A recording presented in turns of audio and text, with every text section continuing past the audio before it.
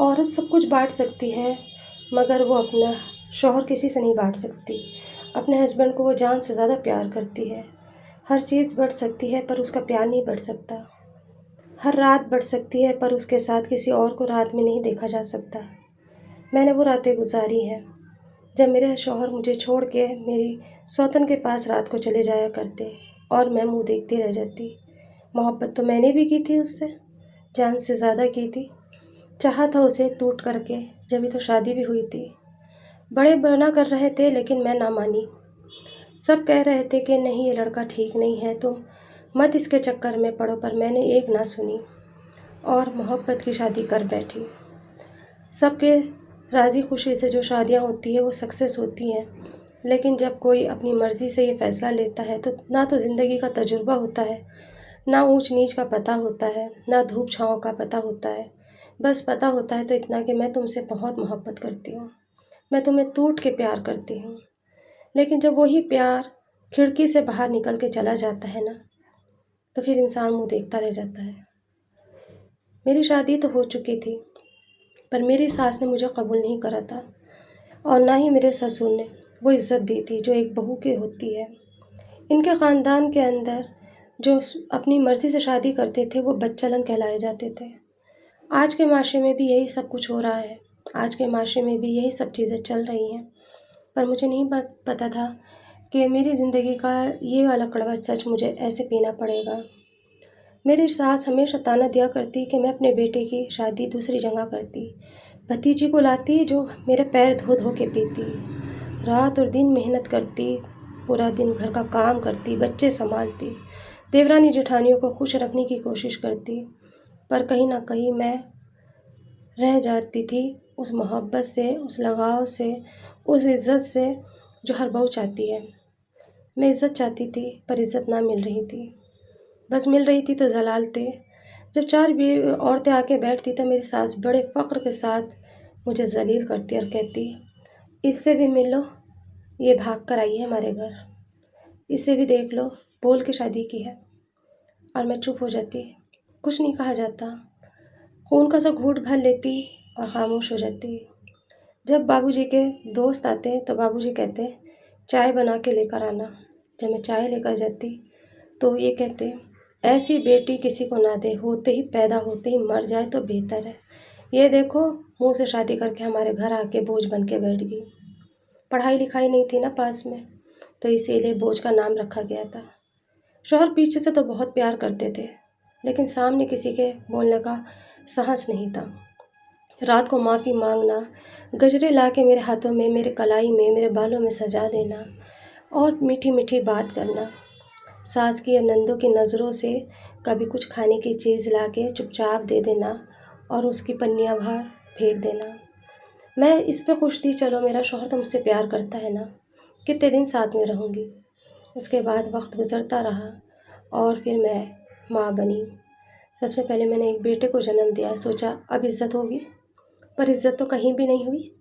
عزت کے نام پہ تو میرے پاس صرف یہ آیا، دیکھو یہ لڑکی اب ماں بھی بن گئی ہے، اس کے بچے بھی ایسے ہی ہوں گے۔ پھر 2 سال تلک یہی طعنے سنتے سنتے میں نے کسی کے منہ سے یہ سنا کہ جو بیٹوں کی ماں ہوتی ہے اس کو بہت عزت ملتی ہے۔ میں 4 بیٹوں کی ماں بنی۔ 4 بیٹوں کی ماں بننے کے بعد بھی مجھے وہ مقام نہیں ملا، پتہ نہیں کیوں، کہیں کھو گیا تھا وہ مقام۔ نہیں جان پا رہی تھی کہ کیا ہو رہا تھا میرے ساتھ، نہیں سمجھ پا رہی تھی، کیونکہ میری عمر اس وقت صرف اور صرف 22 سال تھی۔ 22 سال کی ایج میں تو شادیاں ہوتی ہیں اور میں 4 بچوں کی اماں بن چکی تھی۔ ہمارے خاندان میں 2 شادیاں جس کی ہوتی تھی نا، اسے بڑی عزت دی جاتی تھی۔ میری ساس بار بار کہتی کیا بوڑھا ہو گیا ہے تو شادی نہیں کرے گا، ایک اور شادی کر، کنبہ بڑھا۔ یہ سوچ ان کے دماغ میں پتہ نہیں کہاں سے آئی تھی کہ زیادہ بچے ہوں گے تو زیادہ عزت ہوگی، مرد کا نام ہوگا۔ میرے شوہر چپ ہو جاتے اور وہ یہی چاہتے کہ کسی طرح سے بات ٹل جائے۔ ایک دن میری ماں کے ساتھ میں، مطلب ان کی امی کے ساتھ میں لڑائی ہو گئی۔ ان کی امی نے بہت کچھ مجھے الٹا سیدھا کہا۔ اس دن میرے صبر کا باندھ ٹوٹ گیا اور میں نے بھی بہت بولا۔ بس میرے شوہر کو جب اس بات کا پتہ چلا تو کہنے لگی کہ اپنے سر سینے پہ سوتن لا کے بٹھانا چاہتی ہے، میں چاہتا ہوں کہ تو نہ بولے۔ میں نے کہا اپنے حق کی لڑائی کب تک نہ بولوں، کب تک چپ رہوں، کب تک سہتی رہوں، اب نہیں سہا جاتا، دم گھٹتا ہے میرا۔ کہنے لگا کہ تو پھر مجھ سے شادی نہیں کرنی چاہیے تھی، شادی سے پہلے ہی سوچنا چاہیے تھا۔ میں چپ تھی اس کی سوچ کے اوپر۔ بس میرے سسر کی بھی تو 2 شادیاں ہوئی تھیں، پہلی والی بیوی کو مار دیا گیا تھا اور دوسری بیوی سے 12 بچے پیدا ہوئے ہوئے تھے، جس میں سے 6 لڑکی اور 6 لڑکے تھے۔ سب کی قسمتیں الگ الگ ہوتی ہیں، میری قسمت کچھ الگ ہی تھی۔ میری ساس کوئی موقع نہ چھوڑتی مجھے ذلیل کرنے پہ۔ اکثر اس طرح سے گاؤں گراؤں میں ہوا کرتا ہے۔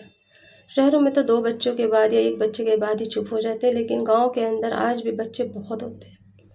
میری ساس نے کہا اب اس سے بچہ نہیں ہو سکتا، 4 بیٹوں کو جنم کیا دے دیا، یہ سوچ رہی ہے بہت بڑا نام کرا ہے، میں اپنے بیٹے کی دوسری شادی کروں گی۔ اور واقعی میں میرے بچے پھر اور ہوئے بھی نہیں۔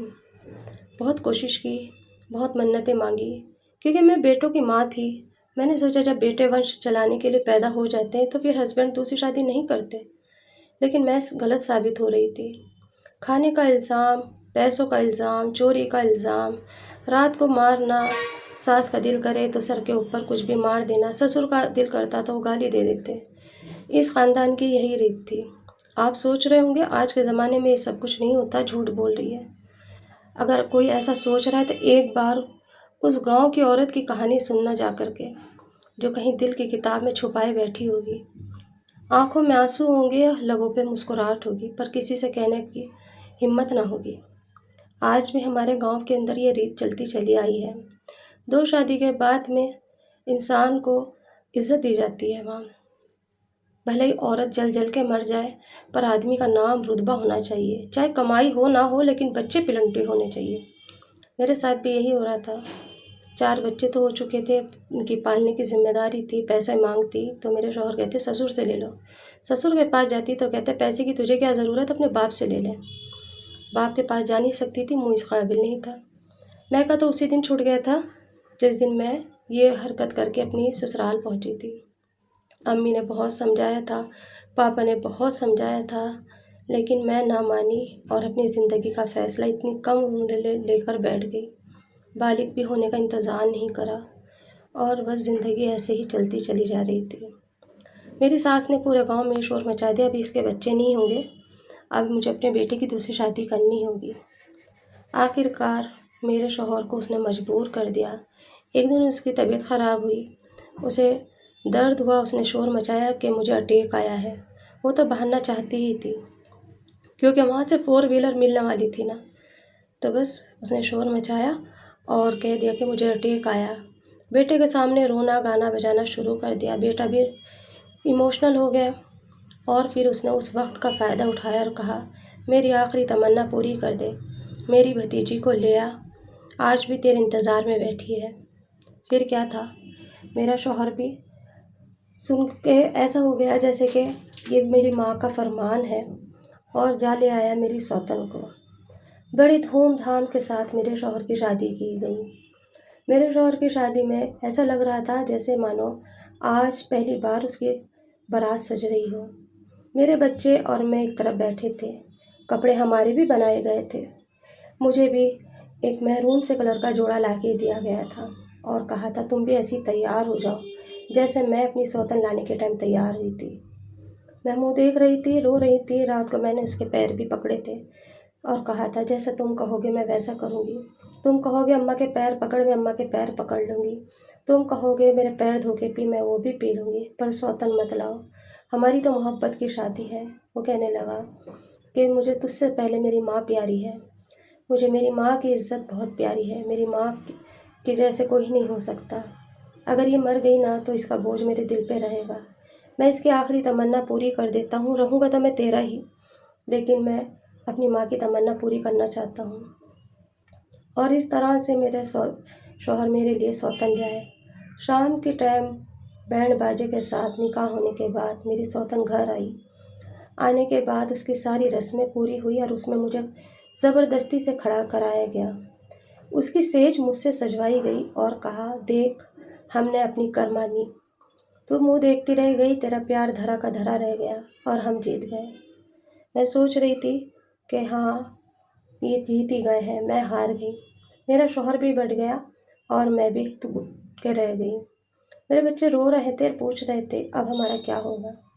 میں نے ان سے کہا کوئی بات نہیں، زندگی نہیں رکتی، یہاں نہیں تو کہیں اور صحیح، ایسے ہی جی لیں گے۔ لیکن جاؤں کہاں؟